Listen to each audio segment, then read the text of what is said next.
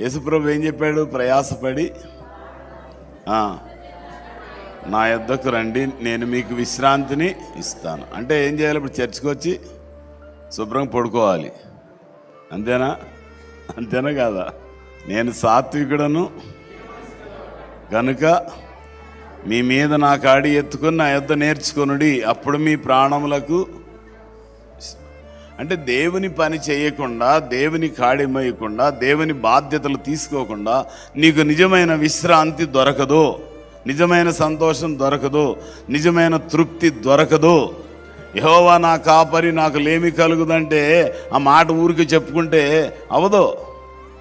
యెహోవా నా కాపరి, నా గిన్నె నిండి పొర్లుతుందంటే పర్లదు. ఆయన మాట వినాలి, ఆయన పని చెయ్యాలి.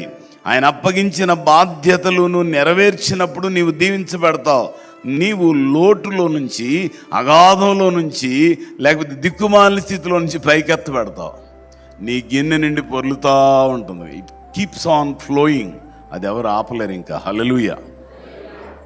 నీ గిన్నెలో నుండి పొర్లి ప్రవహించే ఆ జీవజలాన్ని, ఆ ఆశీర్వాదాన్ని, ఆ మేలును ఎవరు ఆపలేరు. It becomes a perennial river. అది జీవజల నది వలె అది ప్రవహిస్తుంది.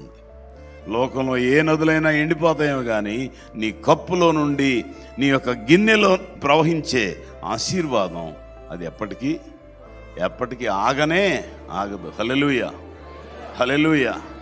ఏం చేయాలి? ఆయన కాడి ఎత్తుకోవాలి. కాడి అంటే ఏంటి? పని, బాధ్యత. దేవుడు అప్పగించిన బాధ్యతలు నువ్వు చేయడానికి ఇష్టపడితే నువ్వు ఎంతగా దీవించబడతావు అంటే లోకానికి అంతటికీ ఆశీర్వాదకరం.